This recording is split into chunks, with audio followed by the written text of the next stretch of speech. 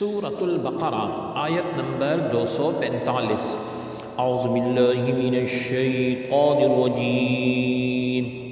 بسم اللہ الرحمن الرحیم۔ من ذا الذی يقرض اللہ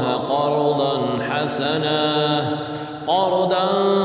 حسنا فيضاعفه له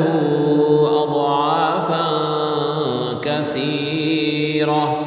والله يقبض ويبسط وإليه ترجعون۔ لفظی ترجمہ ہے من کون ذا ایسا، الذی جو یقرضو قرض دے اللہ رب العزت کو، قرضاً قرض حسناً حسن،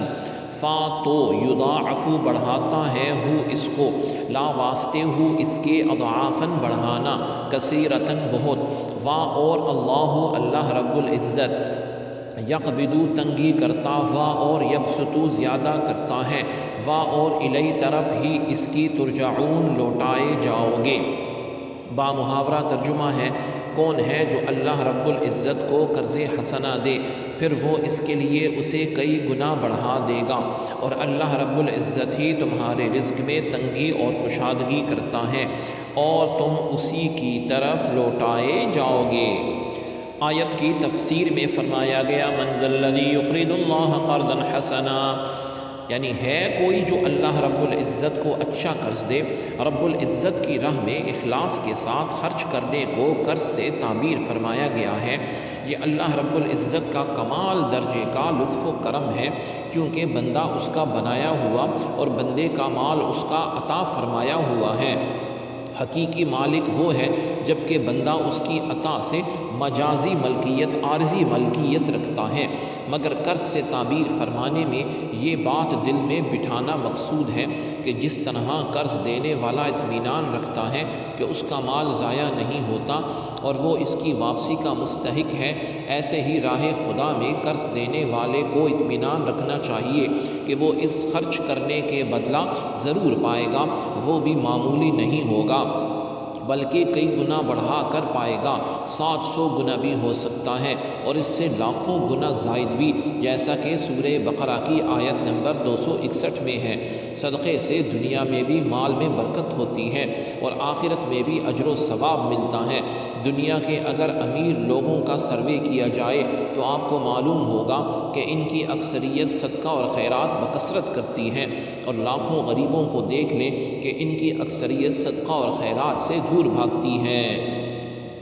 واللہ یقبض ویبسط، اور اللہ رب العزت تنگی دیتا ہے اور وسعت دیتا ہے۔ آیت کے اس حصے میں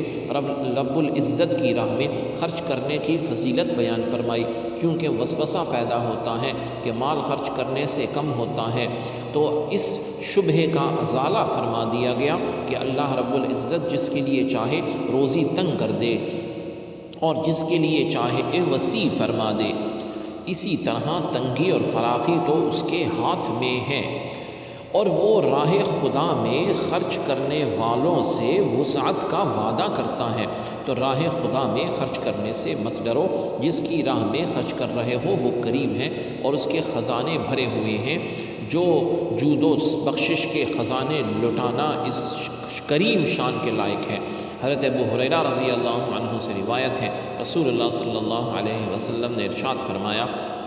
رحمان کا دست قدرت بھرا ہوا ہے، بے حد و حساب رحمتیں اور نعمتیں یوں برسانے والا ہے کہ دن رات کے عطا فرمانے سے اس میں کچھ کم نہ کیا، کچھ نہیں ہوتا نہیں۔ اور دیکھو کہ تو کہ آسمانوں اور زمینوں کی پیدائش سے اب تک رب العزت نے کتنا خرچ کر دیا ہے، لیکن اس کے باوجود اس کے دست قدرت میں جو خزانے ہیں اس میں کچھ کمی نہیں آئی، ذرہ برابر کمی نہیں۔ اللہ رب العزت ہم سب کو دنیا اور آخرت دونوں کی کامیابیاں نصیب فرمائے۔ سبحانک اللہم و بحمدک، اشہد ان لا الہ الا انت، استغفرک و اتوب الیک، صلی اللہ تعالی علی خیر خلقہ محمد وعلی آلہ و اصحابہ اجمعین برحمتک یا ارحم الراحمین۔